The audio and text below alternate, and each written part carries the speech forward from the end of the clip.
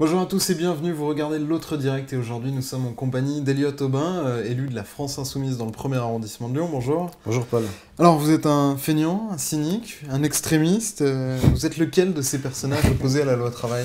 Ouais, j'ai vu ça, je trouve que c'est effectivement très grave qu'un président de la République s'adresse ainsi au peuple français en plus de l'étranger. Il n'est pas revenu sur ses propos, hein. Il n'est En pas revenu France, sur il a ses dit propos. aujourd'hui... Mais après, je ne savais pas trop à qui il s'adressait, parce que quand il parlait de... Mais vous êtes senti concerné, vous? Non, justement, de ces trois, je me demandais ces trois adjectifs? s'il parlait pas forcément de son député, enfin de sa députée En Marche qui fait des facturations de 119 € pour faire visiter l'Assemblée nationale. On pourrait dire que c'était peut-être une forme de fainéantisme. À un moment donné, j'ai pensé qu'il parlait aussi de députés qui mettent des coups de casque à des responsables PS pour parler d'extrémistes.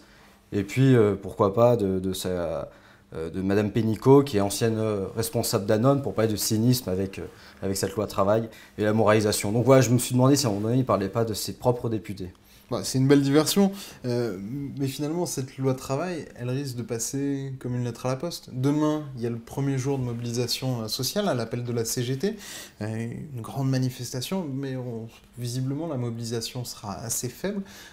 Comment vous expliquez que cette rentrée sociale, elle ne prenne pas aujourd'hui? Bah, elle n'a pas encore eu lieu, donc non, mais on voit bien, difficile pour le moment de savoir si elle va demain, prendre on ou pas. n'annonce pas de perturbations démentielles sur le réseau SNCF, dans les écoles, dans les services publics. On est bien loin de la mobilisation contre la loi El Khomri.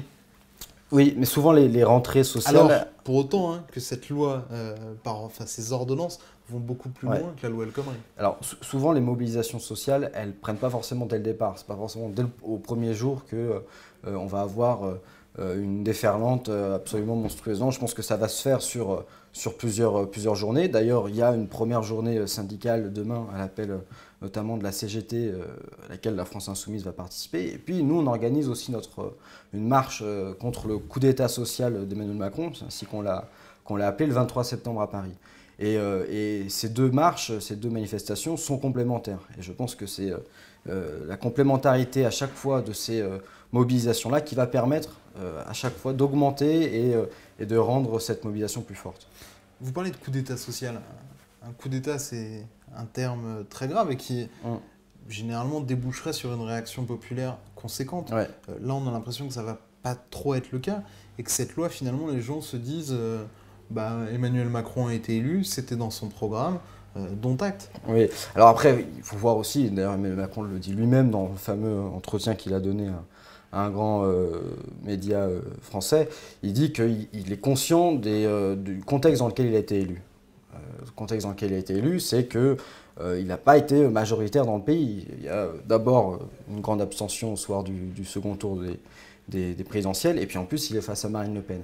Donc avec ces deux facteurs-là, on pouvait se dire qu'Emmanuel Macron aurait pu à un moment donné avoir la responsabilité aussi d'être le représentant de toutes les forces qui ont pesé dans cette élection, et notamment les propositions de la France Insoumise qui ont récolté plus de 7 millions d'électeurs. Il y avait aussi celle de François Fillon qui allait beaucoup plus loin.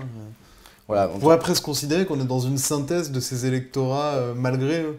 On parle de coup d'État social.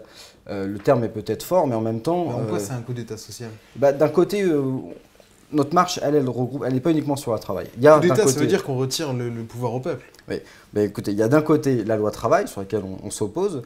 Il y a de l'autre côté, il y a une remise en cause de l'ISF qui représente 3 milliards d'euros pour l'État.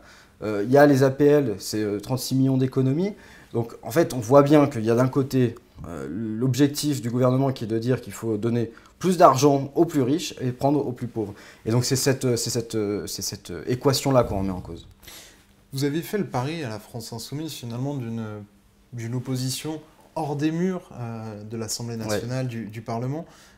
Est-ce que c'est là-dessus que vous allez être jugé le 23 septembre?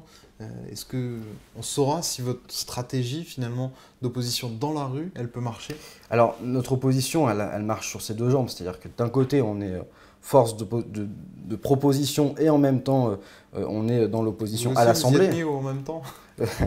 À l'Assemblée, on a bien vu qu'on a fait plus d'une centaine d'amendements sur la loi travail. Aucun d'entre eux n'ont été repris par le ministre, enfin la ministre. Donc il y a notre travail dans l'Assemblée, puis il y a le travail aussi effectivement dans la rue auprès de la population, d'éducation populaire, sur ce que représente cette loi travail. Et c'est ce qu'on s'efforce à faire, et c'est ce qu'on a fait à la fois dans des actions de terrain depuis l'élection, et à la fois demain dans la marche à laquelle on participera. Ce qui peut aussi gêner ces mouvements populaires contre la loi travail, c'est qu'il y a des syndicats comme FO qui sont favorables à cette loi. Comment vous expliquez ce revirement de FO qui était contre la loi El Khomri et qui soutient cette loi-ci? La tradition des politiques, c'est de ne pas commenter les décisions syndicales. Nous, demain, on sera derrière les syndicats qui appellent à manifester et à s'opposer à cette loi travail. Nous y serons par tradition, nous proposons notre marche aussi, mais voilà, je ne commenterai pas la décision de FO. D'ailleurs, il y a beaucoup de syndiqués FO qui seront là demain.